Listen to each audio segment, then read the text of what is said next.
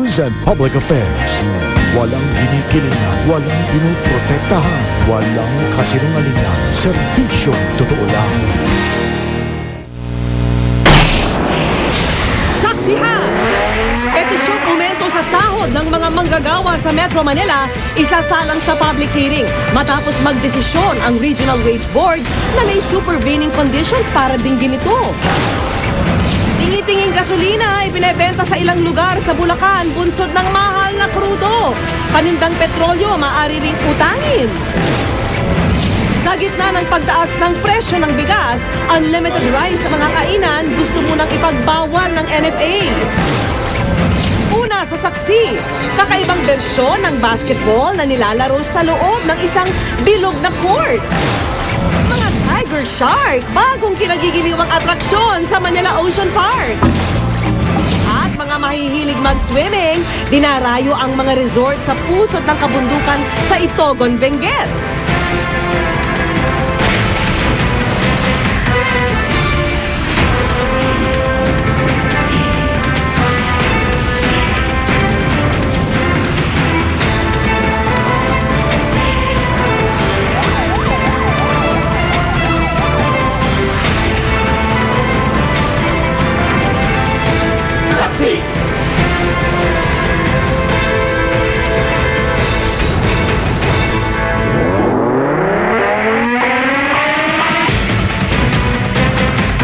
Hindi pa man napapasok ang one-year ban para talakayin ng wage increase, isasalang na sa public hearing ang mga petisyong aumento sa sahod ng mga manggagawa dito sa Metro Manila. Yan po ay matapos magdesisyon ang Regional Wage Board ng NCR na may supervening conditions o di pangkaraniwang kondisyon para dinggin ito. Saksi si John Consulta. Dito lang katapusan ng Marso nang ihayag ni Pangulong Noynoy Aquino na kailangan pang pag-aralan kung may sapat na basehan para dinggin ang mga petisyon sa wage hike bago ang one-year ban na magtatapos sa Hulyo. 5% inflation figure, then you can reconvene the tripartite wage boards. But beyond that, or before that, there seems to be no authority to do so. But we will revisit it and see if it is possible to do so. Pero matapos ang ilang linggo, sinabi ng Regional Tripartite Wages and Productivity Board ng Metro Manila na may supervening conditions nga o sapat na batayan para talakayin ng wage hike. On record, you have about since January, 12 times the price of oil has moved up. The prices of prime commodities, electricity, and other services. Ganito rin ang nangyari noong June 2008 nang magpatupad ng wage increase sa Metro Manila. Wala pang isang taon matapos ang August 2007 increase. Taong 2008 kasi nasaksiyan ang pinakamataas na inflation rate dahil sa pagmahal ng bigas, langis, kuryente, tubig, pati na tuition. Pero hindi naman lahat nakikinabang sa wage hike. Noong nakaraang taon, halimbawa, mahigit 100 kumpanya ang in-accept ng dole mula sa magkapatupad ng wage hike dahil sa palugi umano mga negosyo. Every time there is a minimum wage increase, it psychologically impacts on the prices of basic commodities. Tumataas ang presyo ng bilihin dahil merong minimum wage increase. May ibang para naman daw para tulungan ng mga magagawa tulad ng karagdagang medical benefits o subsidy sa transportasyon. Kaya ayon sa wage board ng NCR, tatalakayin din nila ang posibilidad na magbigay ng non-wage benefits. Pero ang Trade Union Congress of the Philippines nanindigan sa hiling nitong 75 peso across the board wage hike. Para sa amin po ay very urgent ito. There's no room for delay. Habang tumataas ang presyo ng mga bilihin, naghihirap po ang mga manggagawa at ang sambayanan. Ako si John Consulta, ang inyong saksi. Electric o e-tricycle, yan ang isa naman sa mga pangmatagalang umanong solusyon ng gobyerno para hindi raw gaano umasa pa sa langis ang bansa. Ayon naman sa Energy Department, posibleng wala raw oil price hike ngayong Semana Santa. Saksi si Rafi Tima. Gang na ni-road test ni Pangulong Noynoy Aquino ang isa sa 20 bagong electric tricycle o e-trike na magsisimula ng pumasada sa Mandaluyong. Dahil di baterya at hindi umaasa sa gasolina, sabi ng Pangulo, magandang alternatibo raw ito sa gitna ng walang patit na pagmahal ng mga produktong petrolyo. The only way we can insulate ourselves from external shocks, such as high oil prices, is to implement long-term solutions that ensure energy sufficiency and sustainability for us and for future generations of Filipinos. I am happy to announce that we have found one such solution in the electric tricycle project. 45 piso lang ang gasto sa kada charge ng e-trike para sa 24 oras na operasyon. Ang mga charging station sisimulan ng ipatayo. Hindi mainitan yung driver at hindi maulanan. Diba? Tapos matipid pa siya. Yung 3 oras sa pagkakakarga ng kuryente ay halagang 45 pesos lang. This might be the fourth launching of an electrical charging station in the whole world after Houston, Seattle, Washington, and now Mandaluyong, Philippines. Isa raw itong pangmatagalang solusyon para hindi na raw umasa sa langis ang bansa. Kaya naman maglalaan ng $1 bilyong ang gobyerno sa tulong ng Asian Development Bank para magpagawa ng 20,000 e-trike. Walang pollution, tahimik, at hindi na gagasta para sa pagbili ng gasolina. Kaya mas malaki ang kita. Dagdag trabaho rin dahil gawang Pinoy yata ito. Gayunman, tuloy-tuloy pa rin naman daw ang mga short-term solution gaya ng Pantawid Pasada Program na pinaglaanan ng 450 million pesos. Pero ayon sa Department of Energy, posibleng hindi yan buong mapapakinabangan ng mga jeepney at tricycle driver. Tinatayang 11 milyon kasi ang gagastusin sa pag-imprenta ng mahigit 200,000 fuel subsidy cards, bukod pa sa gastos sa pamamahagi nito. Ang pinakamalaking cost really is on the distribution. Kasi nationwide to, no?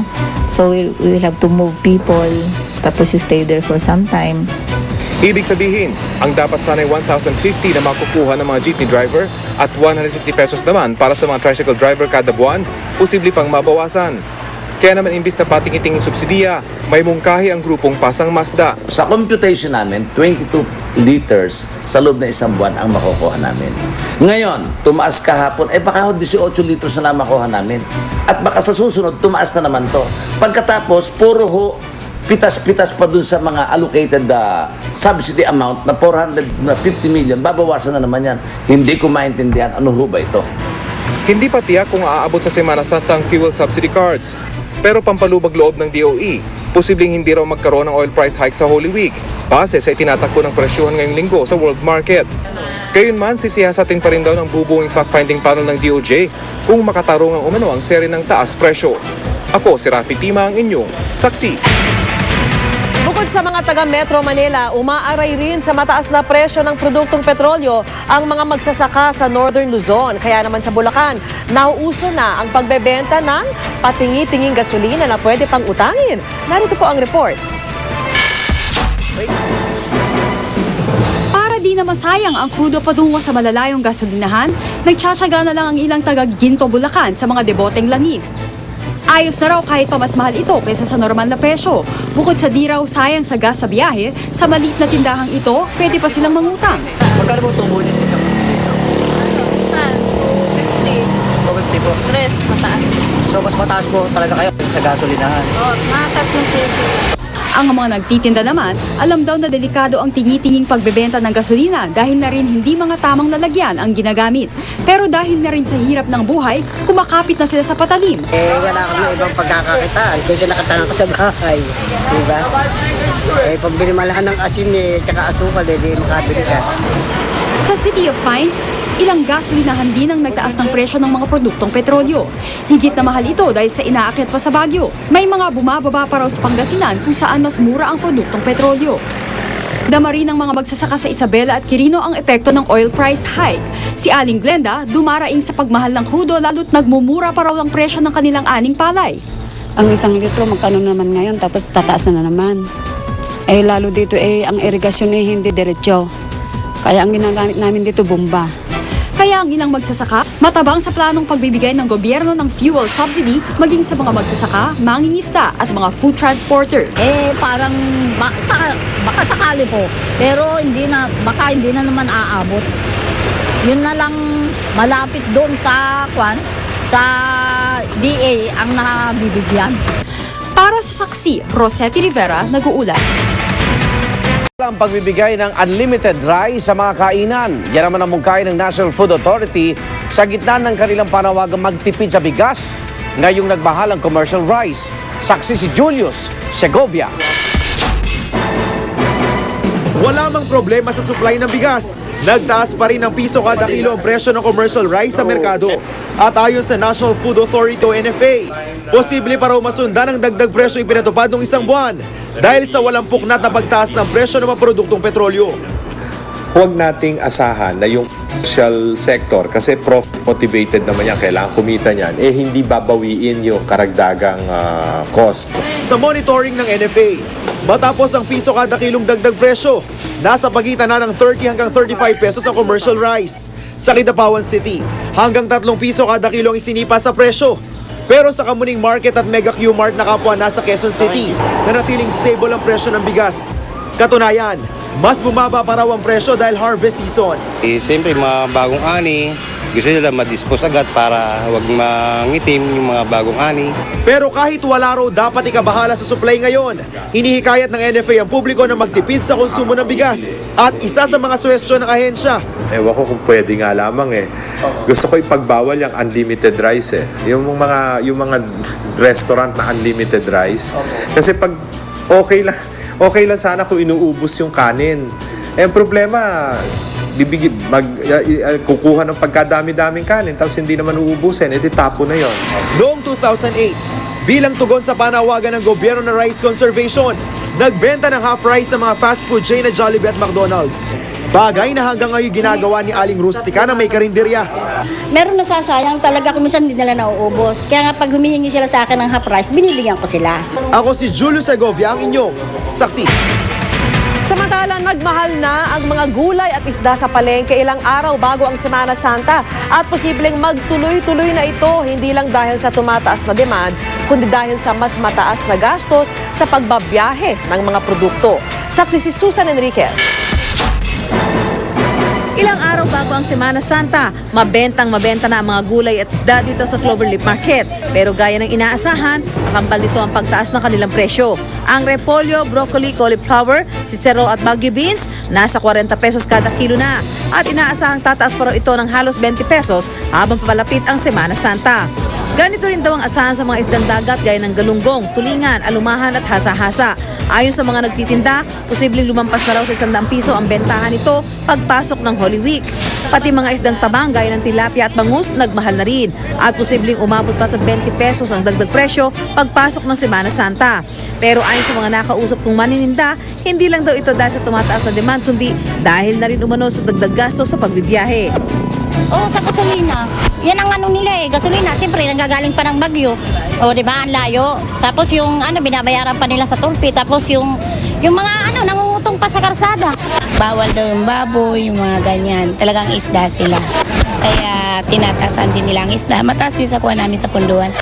Kaya naman pagkalipas ng Semana Santa, posibleng bahagya lang daw ang ibaba ng presyo ng mga pangunahing bilihing ito kung mananatili pa rin mataas ang presyo ng krudo. Ako, si Susan Enriquez, ang inyong saksi.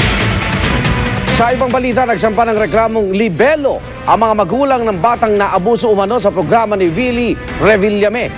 Kabilang sa mga sinampa ng reklamo ang clinical psychologist na si Maria Lourdes Carandang at 2 iba pa na kapwa nagpakalat umano ng paninira sa kanila sa internet. Saksi si Sherry Ann Torres.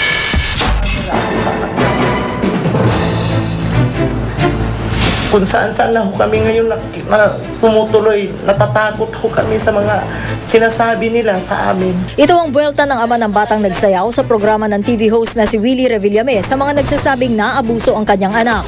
Kanina naghain na reklamong libelo ang mga magulang ng bata laban sa psychologist na si Dr. Maria Lourdes Carandang na siya naghain na reklamong pang-abuso sa MTRCB at Commission on Human Rights. Dahil daw sa mga reklamong inihain ni Carandang sa MTRCB at sa CHR, nagulo raw ang buhay nila. Hindi sumagot si Dr. Carandang sa aming email at tawag. Kasama rin sinampahan na reklamo si Froilan Grate, ang di umunoy nag-upload ng video ng pagsasayaw ng bata sa YouTube at Facebook. At si John Silva, isang vlogger na tumalakay sa nangyaring pagsasayaw. Ginamit daw kasi ng dalawa ang internet para siraan sila at ang kanilang anak. Sinampahan din na iba pang John at Jane Doe na nanira umano sa kanila. Sa isang pahayag, sinabi ni Grate na handa siyang harapin ang kaso kung sa tingin daw nila ay libelous ang anyay paninindigan sa karapatan ng mga bata. Maging si Silva, binaliwala rin ang kaso na anyay sly tactic daw ng TV5 at mga abogado ni Revillame na gumagamit lang daw umano sa magulang ng mga bata.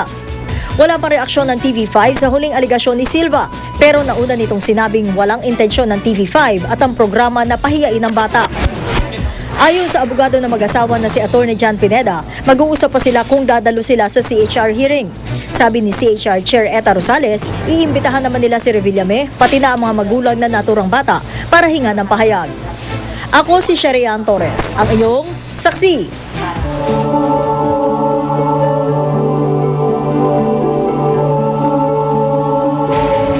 Hinigpitan na ang seguridad sa Ninoy Aquino International Airport para sa inaasahang pagdagsa ng mga biyahero sa papalapit na Holy Week. Dinoble na ang bilang ng mga pulis na nagbabantay sa paliparan. Bukod sa mga masasamang loob, hinihikayat din ng Manila International Airport Authority ang mga pasahero na isumbong ang mga empleyadong mangingigil sa kanila. Ang Philippine Coast Guard naman, sa Lunes magsisimulang mag-inspeksyon sa mga pasahero at babiyahing barko sa mga pier. Isang barangay San Isidro Rescue Team sa unang rumesponde nang mag-emergency landing ang helicopter ng Philippine Air Force sa isang bakanting lote sa Taytay, Rizal. Ligtas naman ang lahat ng sakay ng chopper. Nasaksihan po yan ni U.S. Cooper Philip de los Reyes na miyembro ng rescue team at narito ang kanyang kwento.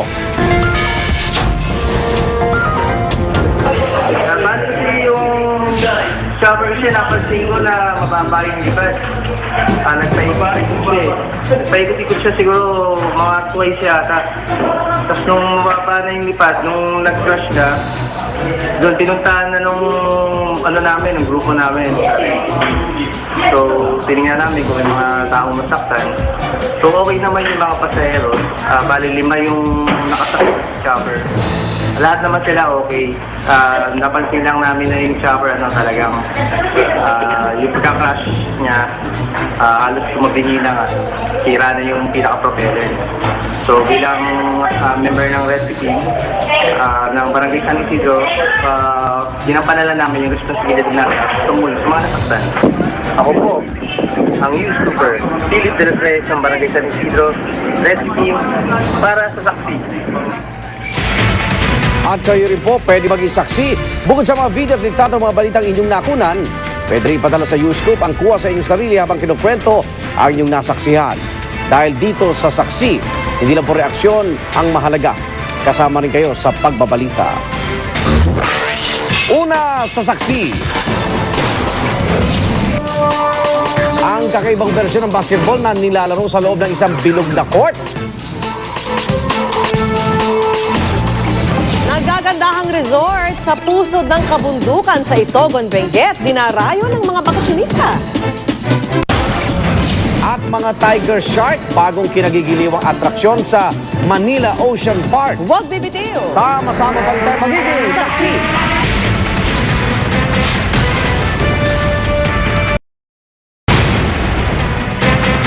Dismayado sa mga coconut farmers sa desisyon ng Korte Suprema na ideklarang pag-aari de Eduardo Dating Cojuangco ang 20% ng San Miguel Corporation o SMC. Paniwala po ng Coconut Industry Reform Movement na bili umano ni Cojuangco ang kanyang shares gamit ang perang galing sa buwis na ibinayad ng mga coconut farmer.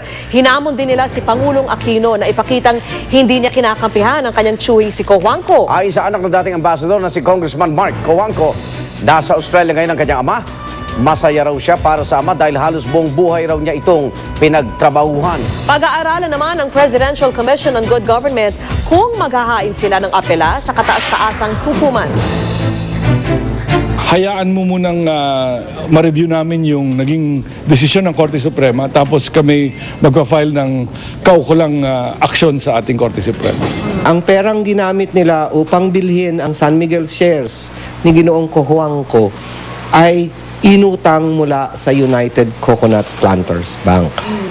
Ang United Coconut Planters Bank ang siyang bangko na pinaglagakan ng mga deposito mula sa koleksyon nitong buwis na tinatawag na coconut levy. Pag ganyan na may ruling ang Supreme Court, maganda binabasa yung kanilang desisyon sa kabuuan bago magsalita. Dahil sa ngayon po, yung headline lang ang basehan ko.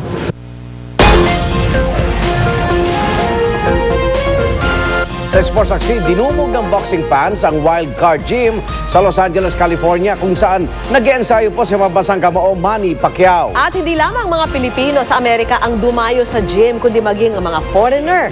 Pati mga may kapansanan, sinadya rin si Pacman sa kanyang training. Ang mga kalaban naman ni Pacman na si Sugar Shane Mosley, nagpakitang gilas din sa kanyang media workout sa Big Bear Boxing Gym sa California. Excited na raw siyang makasagupang 8th Division World Champion sa boxing ring. I'm looking forward to this event, Pacquiao.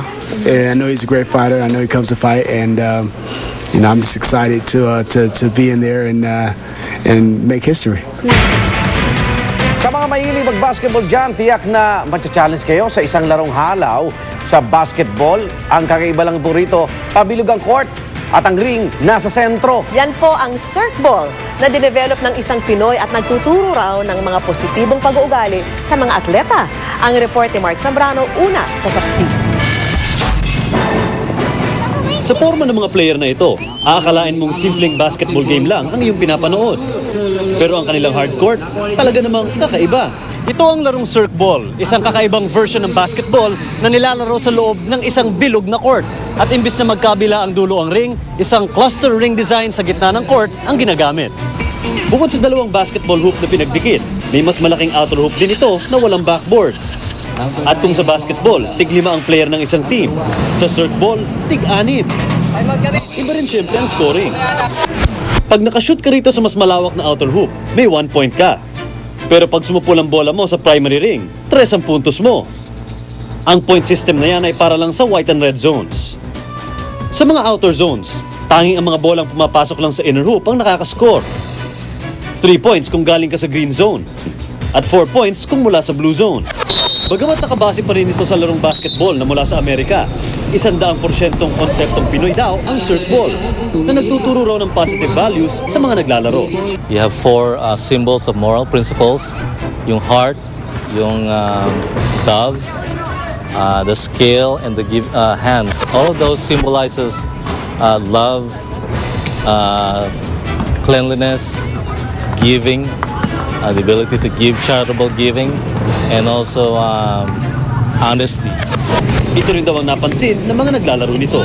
Moron siya, bigayan siya ng maglalaro. Yung kakaiba nga lang yung mga points niya, medyo mas mataas dun sa ordinaryo nating basketball. Yung pagbibigayan kada kuha ng bola. Ako si Mark Zambrano, ang inyong saksi. Kinagigiliwan ngayon ang mga tiger shark na bagong atraksyon sa Manila Ocean Park. Pero para sa Earth Island Institute, hindi raw makatarungang ikulong sa tangke ang mga pating. Saksi si Cesar Apolinario. Kadalasang sa pelikula o sa telebisyon lang tayo nakakakita ng ganitong eksena. Pero ngayon, posible na silang malapitang maobserbahan sa Manila Ocean Park. At hindi tulad sa pelikula na pangingilabot ang dulot ng mga makikita nating shark's fin. Dito, excitement ang dala niyan sa mga nag-aabang na manonood. Pwede pa ngang makilangoy sa kanila para up close and personal ang encounter nyo with sharks. Sa halagang 900 pesos, makakapagsuot ka na ng Aquanaut Voyage equipment o kaya'y makakapag-scuba diving. Hindi naman dapat matakot na makagat ka dahil sasakay ka muna sa isang kulungan bilang proteksyon bago makisalamuha sa mga alagang sharks dito. Tulad ng tiger shark na pangalawang pinakamatapang na pating sa mundo.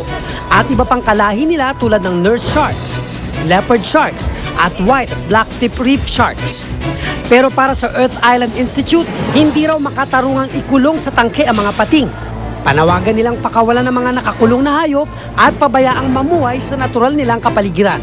We do not recommend exhibiting endangered species anywhere because it will encourage the collection of these endangered species. Ayon sa Manila Ocean Park, kompleto naman daw sa permit at papeles mula sa Bureau of Fisheries and Aquatic Resources ang mga alaga nilang pating at iba pang alaga sa parke. Legal daw ang pag-aalaga ng mga isda na nakuha raw nila sa Luzon region. Ibinibida raw nila ang mga ito para mamulat ang mga Pilipino sa pangangalaga sa ating mga likas na yaman. Sa Manila Ocean Park, meron tayong 7 species ng pating. Okay, at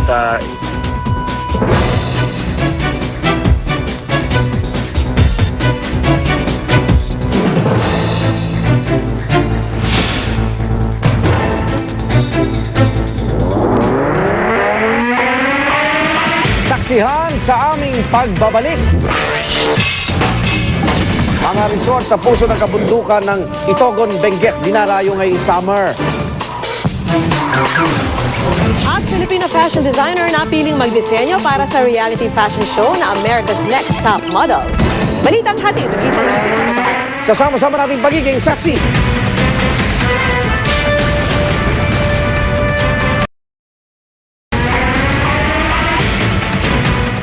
Patay ang isang babae at kanyang anak matapos masagasaan ng isang bus sa EDSA sa Pasay City mag-aalas 10 ngayong gabi. Arestado naman ang driver ng bus at kasalukuyang iniimbestigahan na. At live mula sa Pasay, saksi si James Velasquez.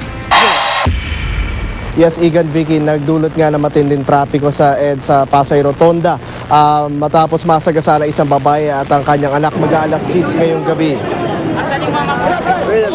Dugon pa ng inabutan ng GMA News ang bangkay ng 7 taong gulang na si Alexander Caribo.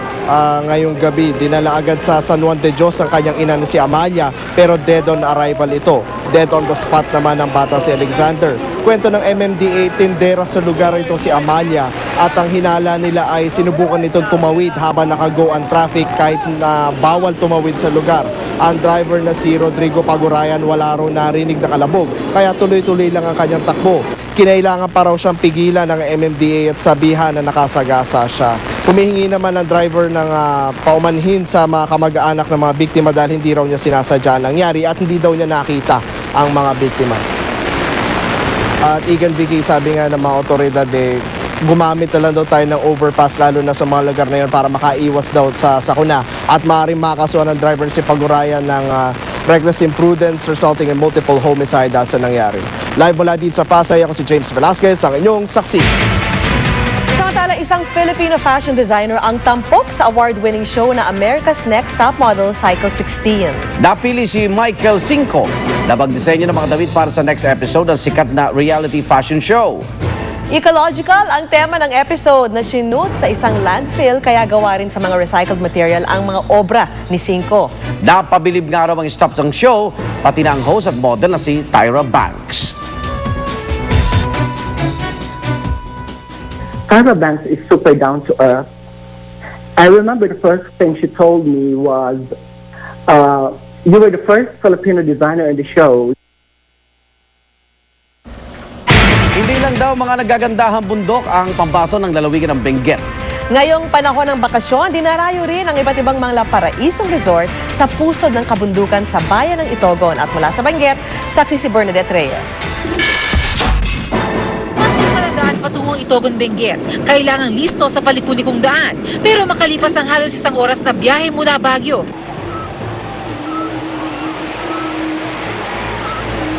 tatambad ang malaparaisong bakasyonan. Mahigit 15 resort na magkakatabi ang mapagpipilian dito sa poblasyon. Patok ang mga kinipol sa mga batang tampisaw lang ang habol. Kung mahilig sa adventure, subukan ang slide na Huggies Dinosaur. Masaya po kasi maraming pool. May slide at saka po pwede ka pong makapaglaro kahit kung gusto naman mag-aral lumangoy o gusto ma-challenge, meron ding mas malalalim na pool. Ang balikbayan ni Silita Willis, taon-taon dito sa Benguet nagbabakasyon para mag-swimming. Mas maganda kasi dito Oo, at saka every year pupunta kami dito. Every year ini-improve ba nila? Ito yung tinatawag na hot tub. Kaiba sa hot spring, temperature control ang tubig dito. Kaya depende sa request ng customer, maaaring taasan o babaan yung temperatura. Dito nagbabad si Frendo Baldo na bumiyahe pa ng 7 oras mula Mountain Province para ilublob ang nananakit na kasukasuan. Para mag-i-stem, para maalis yung mga yung kagaya ng may arthritis, maalis. Di tulad ng ibang resort, pwede ang bring your own baon dito. Pwede ring magluto kung trip mo. Ang taga-Maynila ngang si Joshua Tauli at mga barkadang Tubong Baguio, binitbit ang kakataying manok. Ano tong manok na to? Ito po yung ipipinikpikan namin. So ito yung kakainin namin for lunch. Sa entrance fee na 20 pesos para sa mga bata at 30 pesos sa mga matatanda, pwede na mag-swimming maghapon. Everyday po namin dinidrain yung pool namin every 5 o'clock in the afternoons para po kinabukasan always clean po and assure na malinis po talaga yung pool. Mula rito sa Itogon, Benguet, ako si Bernadette Reyes, ang inyong saksi. Kung nasa ng balita, ikaw tanggigan ng katotohanan, magkasama sa pagbalitang walang kinikilingan. Walang pinoprotektahan, walang kasinungalingan, serbisyong totoo po lamang. Ako po si Vicky Morales. Ako naman Arnold Glavio. Susunod ang Born to be Wild. Hanggang bukas, sama-sama tayo magiging saksi.